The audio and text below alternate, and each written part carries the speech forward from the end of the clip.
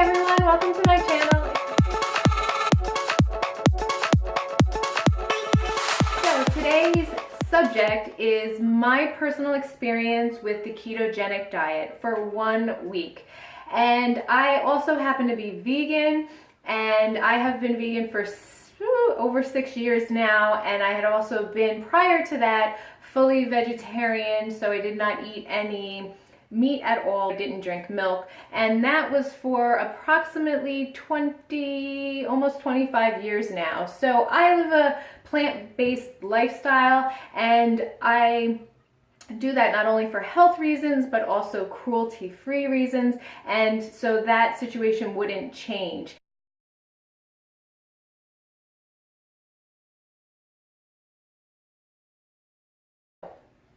Going into this change in my eating, I did a lot of research, and I don't mean just going on YouTube and following other keto YouTubers and seeing what they have to say, because that is not legitimate research. Whenever you're changing something as important as your diet, which is very important, it's how we feed ourselves and how we take care of our bodies and how we can be disease-free, and those things and the quality of your life are very important. So you should be researching, not on YouTube. However, you can get great ideas on YouTube. You should read books or online publications from websites such as pubmed.gov, which is a government website that has research papers on a whole plethora of things, and you can look up ketogenic diets on that.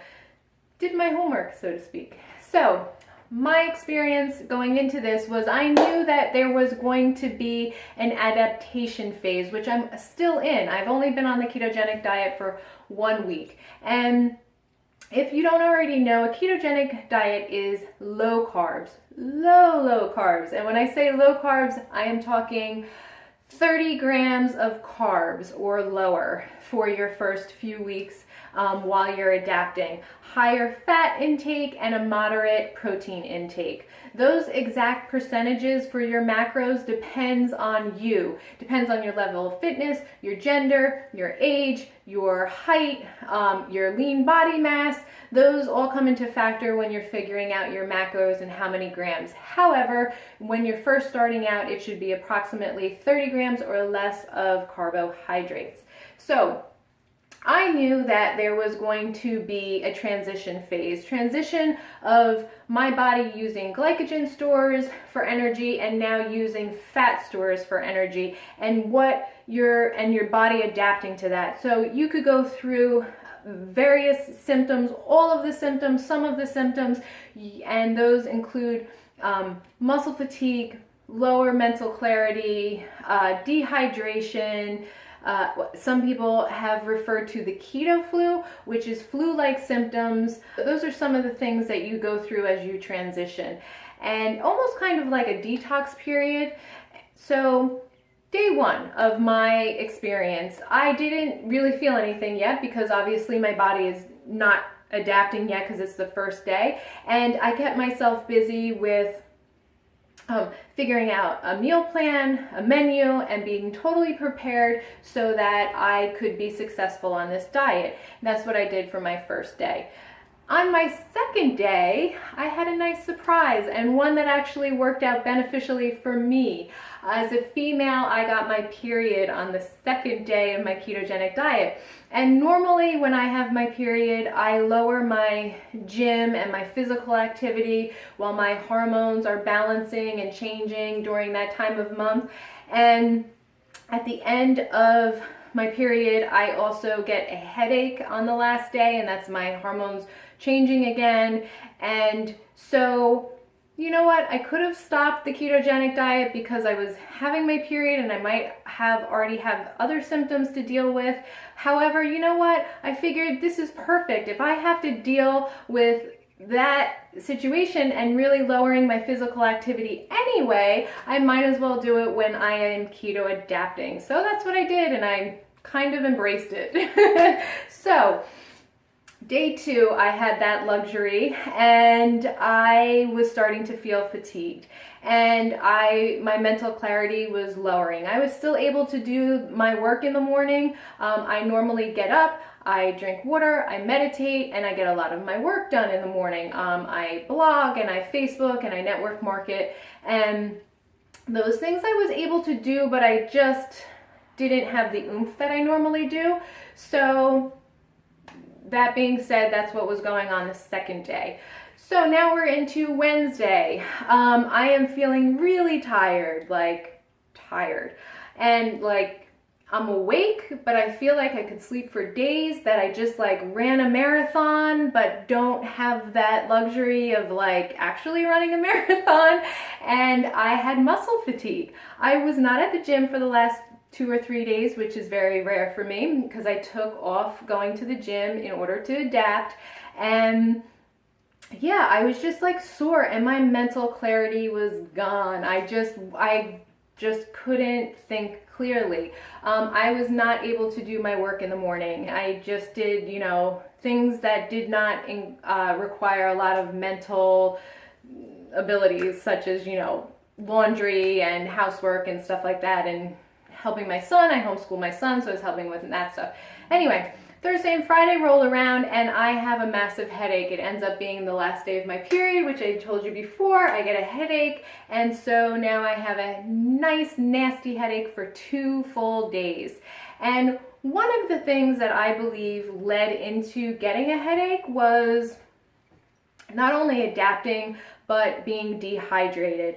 I knew going into it, dehydration was a major part of keto adaptation, because your body is flushing out potassium and magnesium, and you need to replace those. You need to make sure you're drinking enough water, electrolytes, and salt, and there is an emphasis on that in all of the books I've read. And one issue for me was in my life, have never used salt.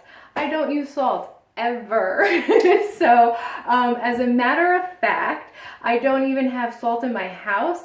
I don't know, like 5 or 6 years ago, someone thankfully gave me a gift of pink Himalayan sea salt, and I didn't want to get rid of it because it was a gift, so it was like way in the back of my cupboard. I had to literally go digging for it frantically, and I got it out and I started salting everything and upping my water intake and just tweaking it a little bit, and poof, my headache went away, and I haven't had a headache since then. So that was a little rough patch in my first week. That is kind of important. So a couple other things. My mental clarity was rock bottom. Saturday I just was incapable of doing anything and just gave my body a rest. I still had my muscle fatigue. I started breaking out in my face. You could probably see.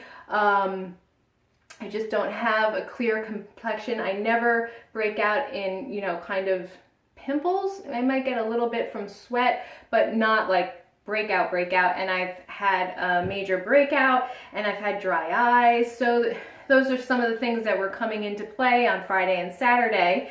And yeah, and that's really how I was feeling. Today is Sunday, and Sunday also happens to be my weigh-in day that I do every week. So one thing that I had also read about was that your first couple weeks, a ketogenic diet is great for weight loss. But don't be too excited your first couple weeks, because you are going to be getting rid of a lot of water weight. And so I knew that, you read it in everything that talks about a ketogenic diet, and other people going through it like, oh my God, I lost all this weight. And it's like, oh, wait a minute. It's only your water weight as your body adjusts. And fine. However, I got on the scale and I lost 4.5 pounds my first week. And I was like, oh my God, that is like insane. So, I was, even though I know in the back of my head, don't get too excited, but I was still excited. So Sunday comes along and I can't even talk to you about how much energy I have. It is not even the middle of the day and I have done blog posts, work on my ebook, I have painted my part of my house outside, I have done laundry, I have made a huge meal of tofu scramble, I have been bouncing off the walls with energy and just like, whoo, this is awesome. But I know still that even if I feel like I have a lot of energy, that I could, I was listening to a doctor speak in a conference about ketogenic diet, that going into your second week, you're going to feel like you have a lot of energy, but you might push yourself and get on a treadmill and think you can run a few miles, and then like in 5 minutes, you're totally depleted of your energy. Because even though you're going into a keto adaptation, your body is still adjusting. So I am still giving my body time to adjust, and I'm not going to push it. I'm going to enjoy this energy that I haven't had in a week and just feel it and go with it and enjoy it and not push myself too much. So that's where I'm at for the first week, but I do want to give you the positives that I have felt in the first week, because I just gave you all of my negative or cons or the detox part of it. And here is what I have enjoyed in the first week. And I've really enjoyed these things. First is my sleep. I am eating a portion of my fats before I go to bed, and I am sleeping like a bear, and it's awesome. I sleep through the night, which is unheard of. So for the last week, I have been sleeping very soundly. And number two is I've been having these vivid, amazing dreams every single night. I am a creative person. I love dreaming. I love lucid dreaming. I think it's part of an amazing process that you have in your life. And I have had very amazing lucid dreams almost every night. So that's number two. And number three, I am satiated. I actually feel full and totally, I don't know what to say. I don't feel like I'm missing something. I don't feel like I'm missing desserts or missing carbs or anything like that, because I'm actually full from my meal. This is just something that has been a bonus for this week. I have felt just fulfilled. That's the word I'm looking for, fulfilled. And that is a very welcomed feeling in my life. So those are a few of the positives. Anyway, thank you for checking out this video. That is my experience with the first week of a ketogenic vegan diet, and I will bring more videos to you regarding how I'm feeling and how I'm doing on this. Please, if you have any comments or suggestions, please do it below in the comment section. However, I really believe in creating a community, and that is giving each other support. There is a way to have a different opinion than others, and everyone is allowed their own opinion, allowed their own lifestyle. That's the beauty of being human. We get to choose for ourselves. However, when you are debating a topic, you need to be able to communicate that debate in a respectful manner. So please just remember that, and thank you. Please give the video a thumbs up and subscribe. Thank you. Cheers.